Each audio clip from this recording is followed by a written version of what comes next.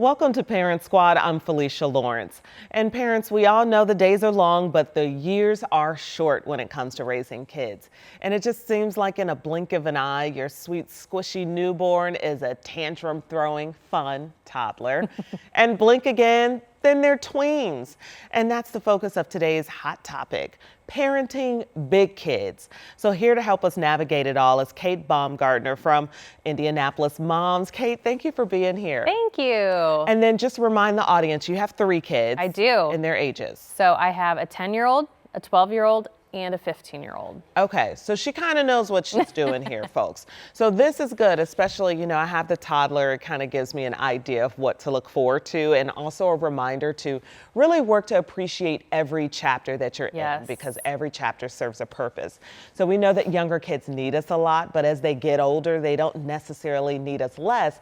They just need us differently. Right. So what does that mean? Because, I'm doing diapers. I know. And I will say, so I always tell parents, when I talk to other parents of tweens and teens, I say, you can have all the books on what to expect with a newborn, your terrible twos, your three-nagers, all that. But when you get to your tweens and teenagers, there's just not a lot of resources out there.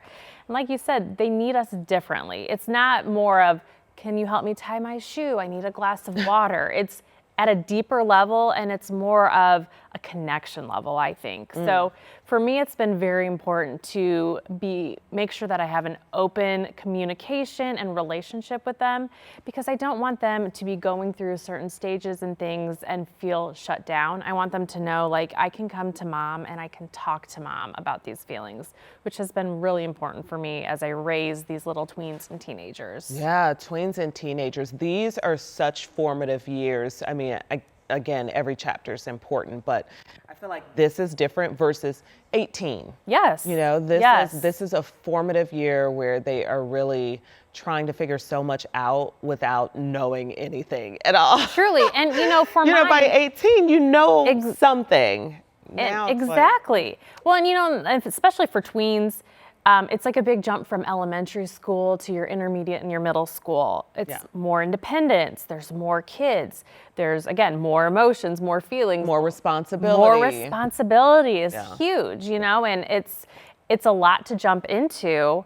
And sometimes it's about preparing them for these jumps. But you always don't know what to expect either. Right. I mean, there's no book here. You really are helping an individual become a person. Exactly. So you mentioned connection. You are working to build connection with your teen, you know what I'm saying, the teen and the preteen. There we go. How are you doing that to work to build connection?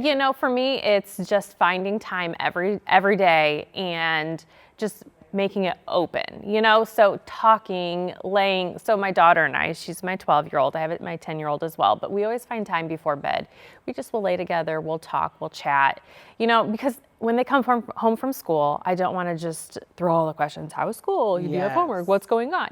I love that. Just a time where they can decompress. We chat. Like my tween, that's 12 right now. At night, we have a show. We're watching a series. We're actually watching Full House, which is bringing me back to my childhood. I'm gonna cry.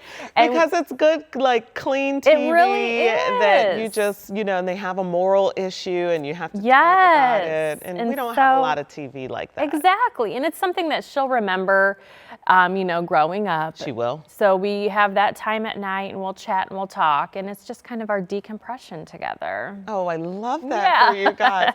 Okay, so we know you're not really doing diapers anymore, but now you are working through feelings. You are working through the mental and emotional demands that children bring. How's that going? Every day is a new day, just as it is with your toddlers, and even though they're older, they do have big emotions. And you also have big emotions. And I think it's understanding when to kind of pull it back and when to push forward. Because at this age, they can actually express their feelings. Whereas when they're younger, it's harder for them to really express how they're feeling. But now they're older, they can tell you, and they will tell you. So setting boundaries, but also understanding that, not taking it personally either when they kind of lash out at things. Because a lot of times my younger, who's 10, she'll have these big feelings. And I know with her, I let her just have them out, let her have her space. She will always come back to me and say, Mom, I'm sorry. Oh. So I think creating that relationship too is important. Yeah, I mean, they are full. I mean, I know parents know this, but they're full people. Yes. And you're trying to help them grow into the best person possible. And it just sounds more difficult than the diaper stage. It truly, and but it is so fun too, because they still want to be with you. And I think that's important too, is Yes. that yes, they have their friends and their moments, but they also do crave time with you as their caregivers. Like, they want time with you. So I think that's important to also make sure you're prioritizing with them. Yeah. Okay. And then another demand is time, as you mentioned, but it's kind of in a different way. Yes. Time for practices, rehearsals, friends, you. You are also kind of helping them balance all of that. This full human being, that everything that makes them them. You need all of those things. Right. I kind of relate, or when I refer to the stage, I call it as the mom Uber stage too, because I'm in the car from 3 p.m. A lot of times till 9 p.m., taking them to practices, taking them to their friend's house, and my son, I was telling you earlier, he's 15, he's getting ready to drive. So that's going to be a whole new chapter for us too. So, it's just making sure you have the time, but also understanding that they need to respect your time too. Like, maybe you want to go to your friend's house, but you have to ask. Yes. You and can't because just assume. You have needs too. Yes. And you're teaching them how to function within a family unit, and also that the universe doesn't necessarily center around them, which Absolutely. is very easy to do as a parent too. Yes. Okay, so I've been a little emotional. My little one has just started daycare. He goes 2 days a week. And he just started daycare, and it's been a process. We're on week 3 now. And I'm realizing that I can't hold on forever. Right. And so it's hard because I feel like he's been in my perfect controlled bubble. And now that bubble has busted, and here I am trying to regroup myself. So I'm seeing the resiliency of children, but I'm also seeing that this is a growth process for myself as a parent, and it's going to be a constant letting go process, which I'm just going to say it sucks. It does. I don't want to let go. It does. And I always tell people, as corny as it sounds, like, the years are short, and truly just cherish them, because I think that. It's, like with your son at that stage, you want to hold on to it all, but you're also like excited for the next milestones. And then all of a sudden you hit this age and you think, oh my goodness, where did time go? I have a 10-year-old. What happened? Yes. Oh my goodness. Do you have any advice for me on that? Look, now I'm in a therapy chair, because it's everything you pray for. You want Truly. a normal, healthy child, that just thrives in life and grows and learns and achieves these great things. And they can't do that in your little perfect controlled bubble. So even though it's everything I prayed for, it's a little grief tied into that too, because it's a constant, again, letting go. And I had friends calling to check up on me, and they were like, you have to grow too, mommy. And I was like, I don't want to grow. Yes. I want to stay and I think that's why it's important to have great friends that you can kind of lean on and talk about with these different stages too. Yes. Because it's important to let your little one grow and to be the person that you want them to be, or who they want to be, and understanding that it's okay to be who they want to be too is important. Yeah. So you have this 15-year-old that's about to drive, a boy, right? Right. He's your oldest. How do you let go a little bit and give freedom so they can grow, but also free? Because he'll be driving without you in a moment. I know, I can't. Which is a bit convenient, because now he can help with, there's responsibility in that. I'm a little excited about that. Yes.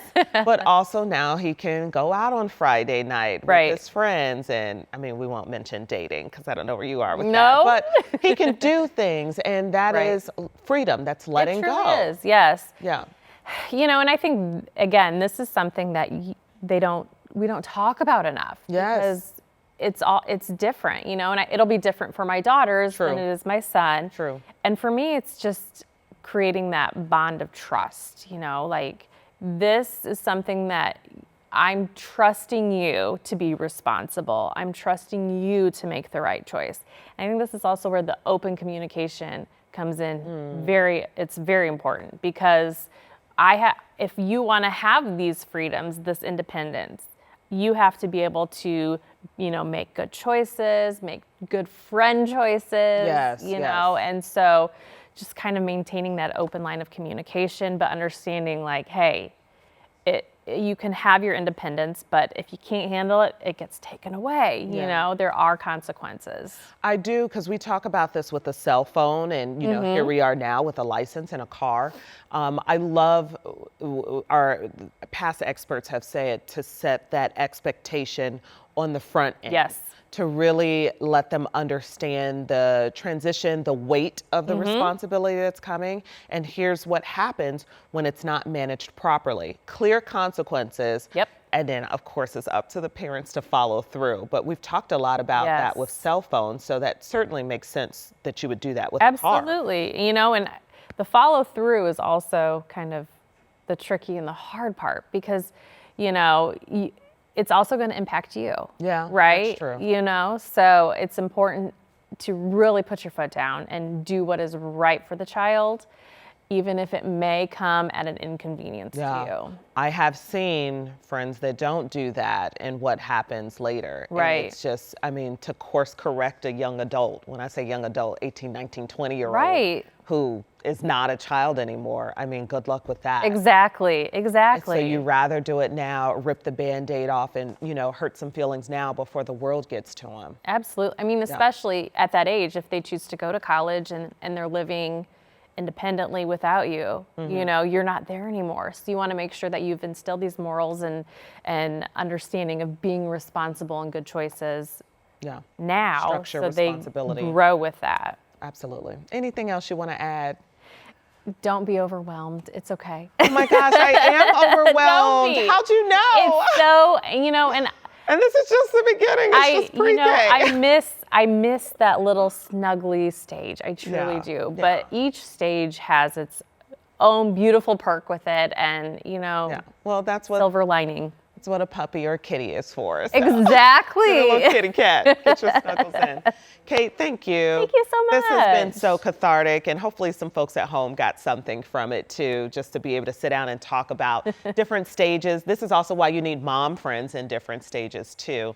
So we certainly appreciate you sharing. Thank you. She always has good input, and she has placed some of that, shared some of it with you on Indianapolis Moms, and we have a link to that. So we want you to go to WTHR.com/Parent Squad, and there you can find more on Indianapolis Moms and some of her writings. Still to come, we are digging into the Halloween candy jar, so stay with us. Everything you need to know as parents this holiday season.